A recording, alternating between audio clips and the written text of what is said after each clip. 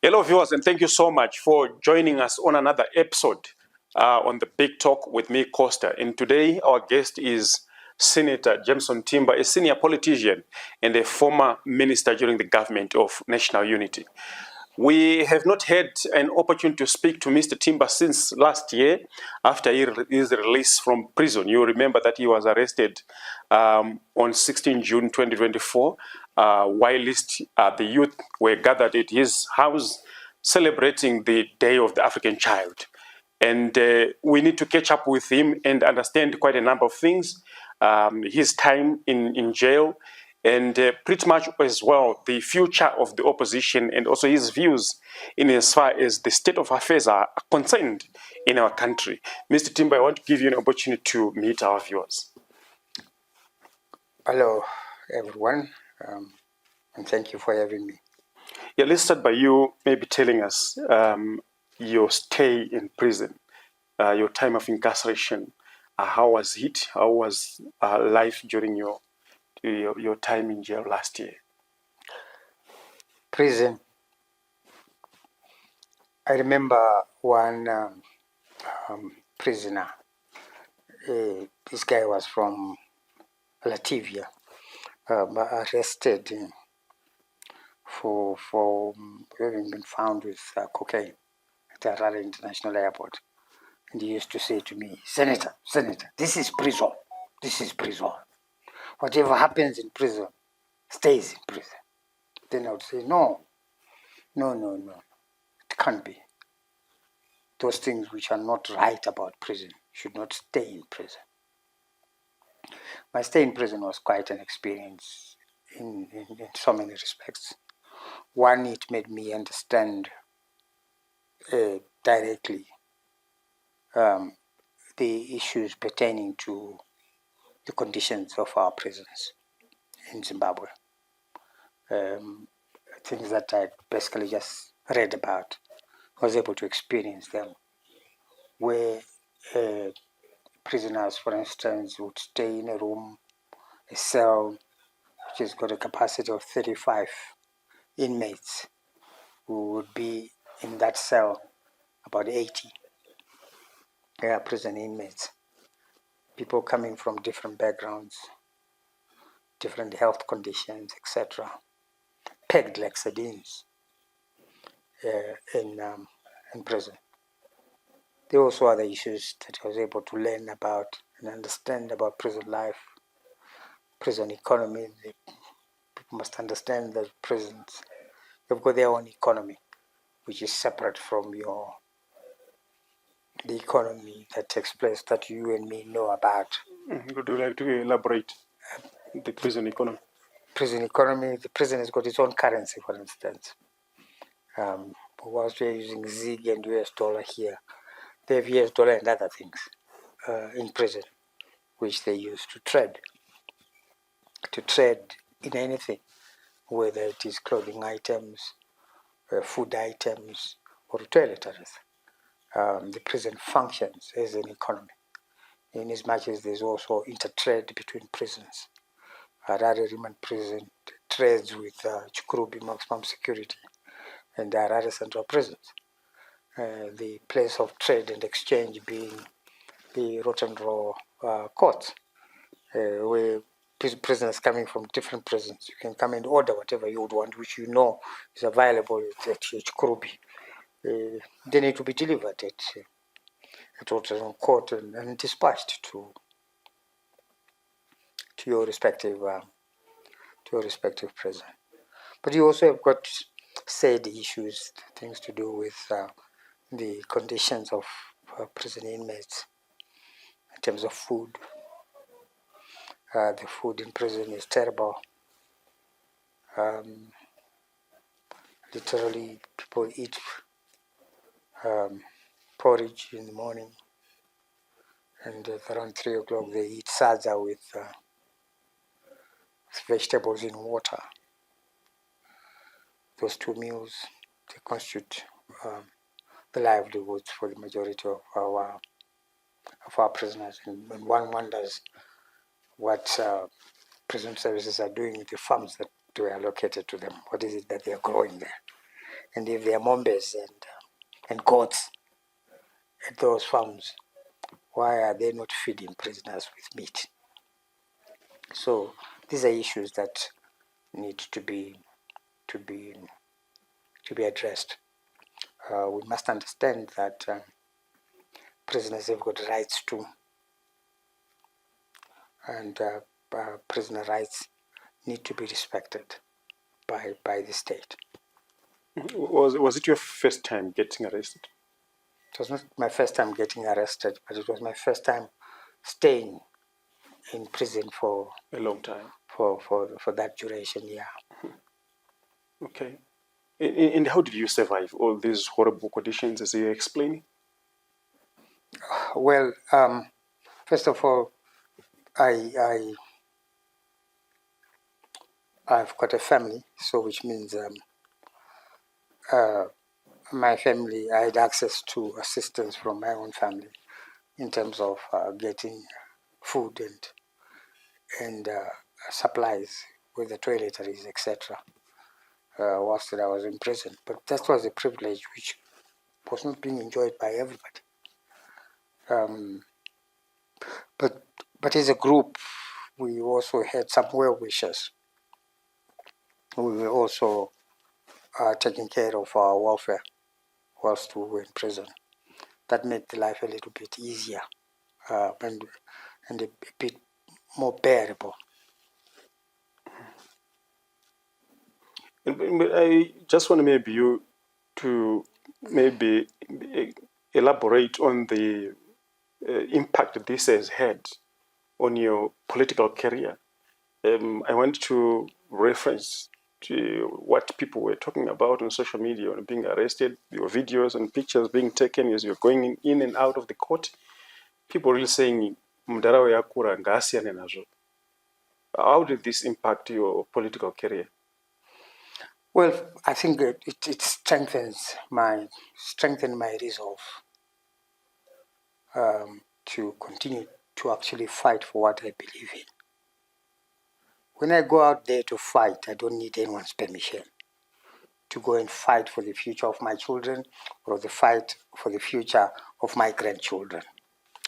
It is my responsibility as a father and as a grandfather to ensure that my children or my grandchildren can have an environment that they would want to be able to live in, which is conducive. And Zimbabwe is not that environment. And for as long as I live, I will continue to fight for my children and my grandchildren. And I don't need anyone's permission. Yeah, I'm asking this because there seems to have been you seem to have played a very low profile after your release in prison last year compared to what you used to be known doing in political arenas and so forth. So this is why I was asking how you've been impactful this arrest and the long stay you've made in prison. I don't know, maybe if you could be specific on what is it that I did before prison that I did not do after prison. I think I continued to do my political work in the form and manner in which I did before I went to prison, and I continue to do so. You're a veteran politician, that is undisputable. But do you see this maybe war or fight that you are referring to, is it winnable? I mean, is it a fight that you can win? You don't stop fighting because you think that you are going to lose a fight. We are put in a corner as a people.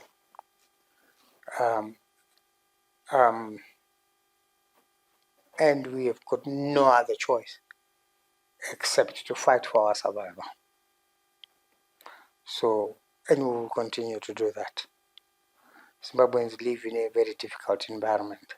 Politically, because their rights are trampled upon.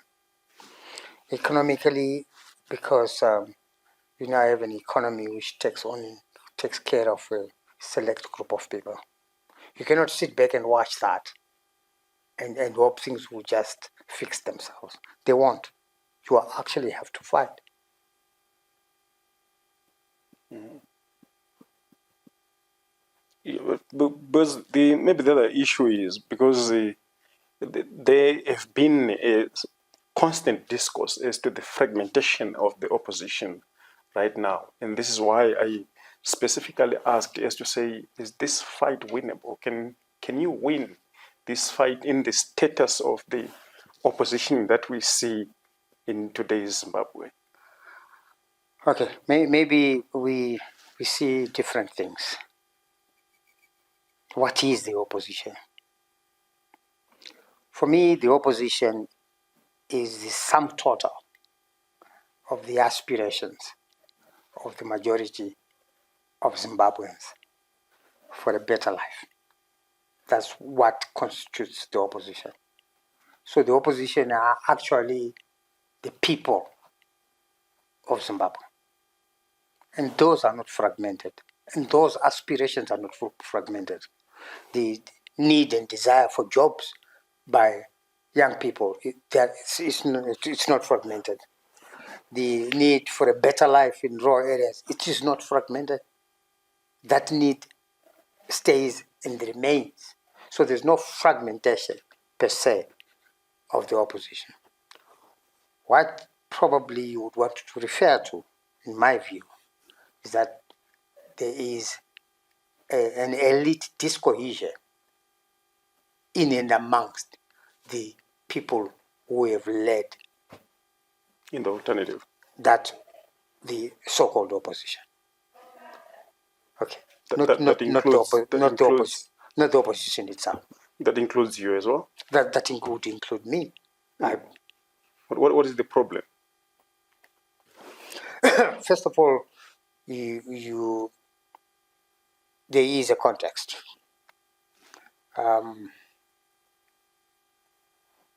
Post the Mugabe era, with the coming in of the so-called new dispensation, which I call the new deception, there was a change in the politics of the country. Whilst Robert Mugabe had difficulties with the opposition, the current new deception actually does not want to see opposition completely. They believe in a one-party state, 100% authoritarian consolidation. I will explain that. Okay. So they, using cash, for instance, they gave birth to a Chabangu, compromised the office of the Speaker of Parliament, compromised courts, and compromised various institutions of the state to attack legitimate opposition in the country. So what you see in opposition today is not a function of what I might call, if I'm to use colloquial language, the doing of the opposition itself.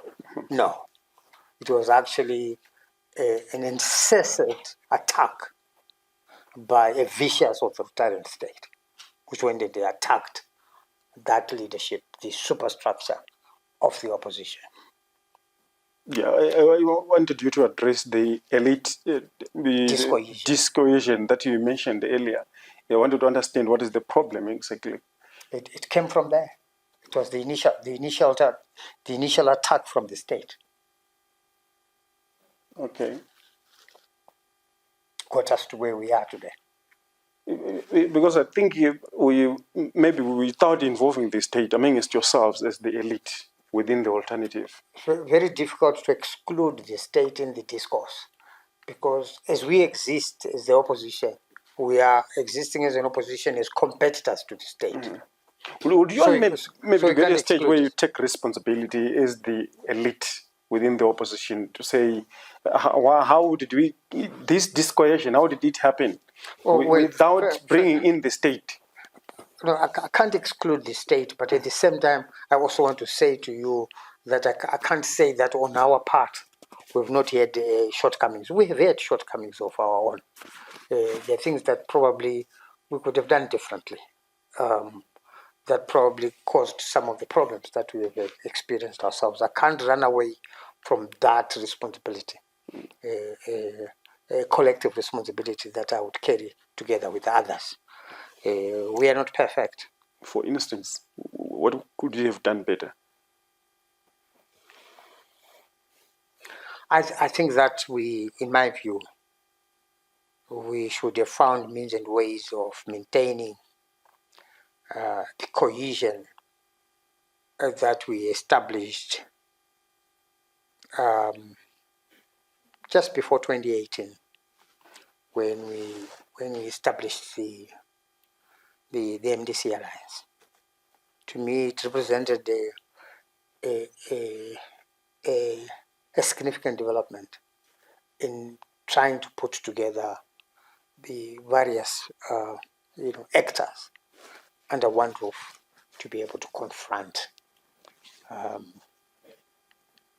to be able to confront the regime.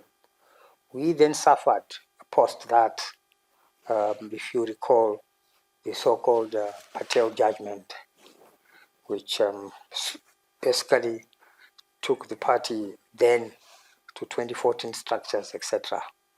It marked the beginning, in my view, of the elite discohesion, okay, that then took place. Maybe we should have found a better way of handling it then, with the benefit of hindsight.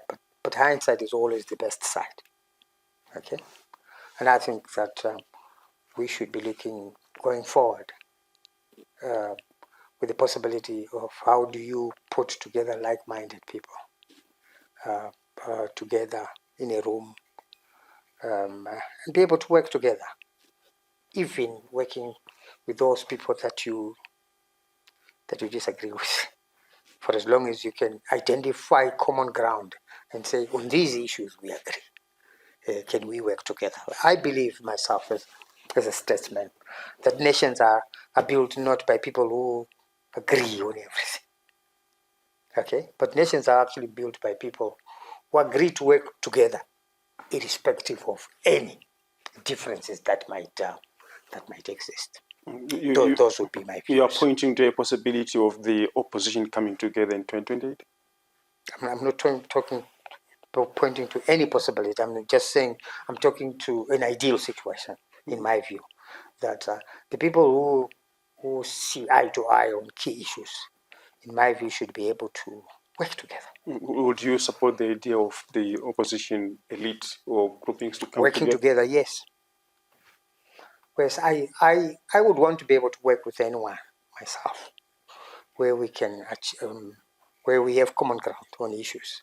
I do not claim to have monopoly of good ideas as an individual, and I don't think any one of us can claim to have that monopoly. Okay, because that would be dishonest to suggest that. I believe that if we can put together our strengths and or combine our strengths and weaknesses, we can build something that is beneficial at the end of the day to those that we say we represent, which are the people of the generality of the people of Zimbabwe. Maybe without sharing much details, are there any conversations that you may be aware of that are happening behind the scenes that could be leading to that? I can't say that there are conversations or there are no conversations. So who is going to lead this process of bringing people together? Is it just going to happen naturally? How is it going to happen? I think if it has happened before, it can happen again. And I think that there are so many capable Zimbabweans out there who can bring people together. But if you read the public perception, it looks like there are some people who are being singled out, and you're not maybe afraid that those people might also scare away some people to support you because they've been labeled as matengesi, sellouts, and so forth? Or are they going to reconcile with the people on the ground well, you can reason better at the RIC level, but what is on the ground might be different. How are you going to reconcile that? Let me understand the question. What is your question? My question is, you as the elite, you can agree and come together to say we need to work together again. But I'm saying on the ground, there are people who have been labeled or who have been called sellouts and vatenges. How are they going? How are you going to reconcile the differences on the ground with the people for them to be accepted again? As an institution, as the opposition to be accepted again. I think that the issue of labels will always be there. Because we have got very lots of examples. You've got Chavangu, you've got Douglas Ngonzora, who took the party offices and so forth in 2020. Allow me to now you have Chavangu.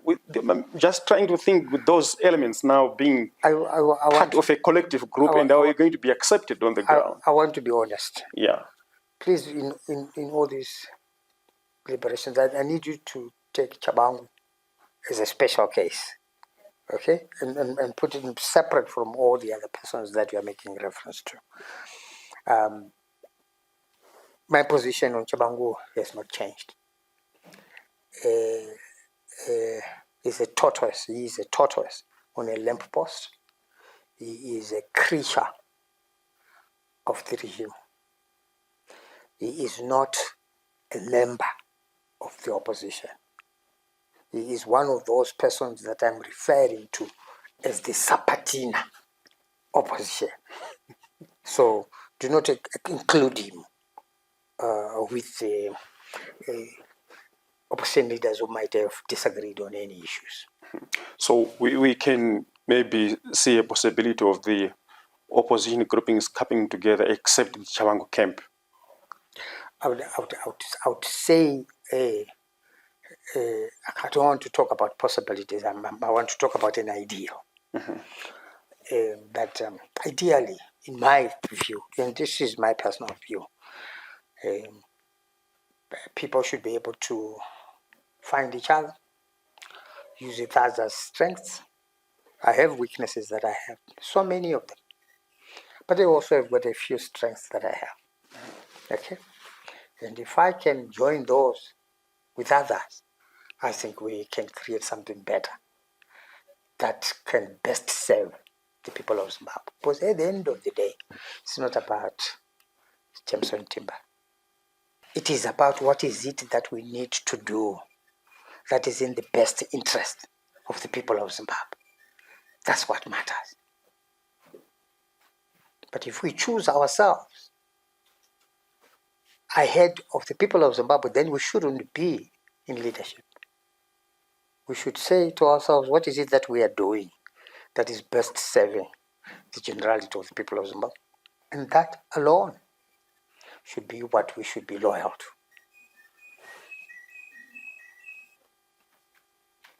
Okay, but I just want to maybe pull your leg one more time to say, if other colleagues say we are okay with working with Chavangu, penning the headship, and then move forward, are you going to disassociate yourself from that camp, from that collective grouping? I want to be honest with you, I will have great difficulties because Chavangu is an extension of what I would call our opposition. Is an extension of the ruling party. So Chavangu represents that which we are disagreeing with. So how do we work with him? That's the same take Douglas Ngonzora was carrying before as well. I want to repeat myself. I said, I would like you, for my sake, I would like to take Senges or Shabangu as a special case, outside all the other individuals that you're talking about. Senges Shabangu is a creature of the ruling party. That's who he is. If you phone him now, privately, when people are not listening, he'll tell you, yes, I'm a creature of the ruling party. I'm a creature of the state. Senator, I also want to ask maybe you to share your personal view. in terms of those MPs and who are in parliament, we have been called to resign and leave parliament because remaining there pretty much means that they belong to Chavangu's side. That is absolutely nonsense. Here's my belief. When you are fighting an authoritarian regime, you defend your zones of autonomy. Every space that you acquire, you protect. I have great respect for those members of parliament who have stayed in there and defended the people's mandate.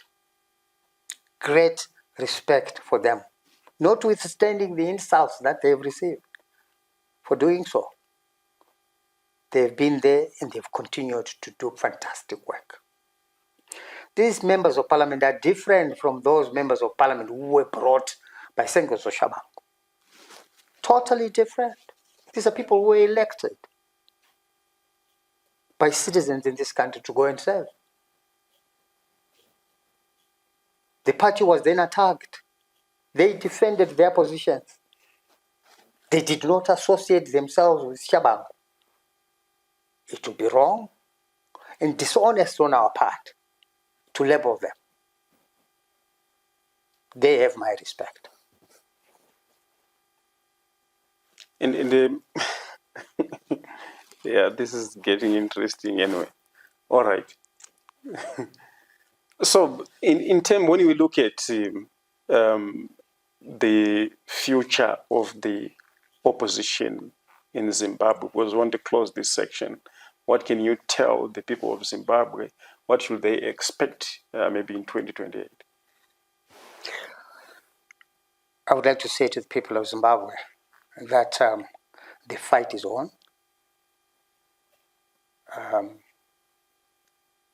They must not give up. We must continue to push the frontiers because eventually they will fall. There will be a democratic breakthrough in Zimbabwe. Yeah, Come the next election, there will be an alternative to vote for. Don't ask me when is alternative come. Come the next election, there will be an alternative to vote for.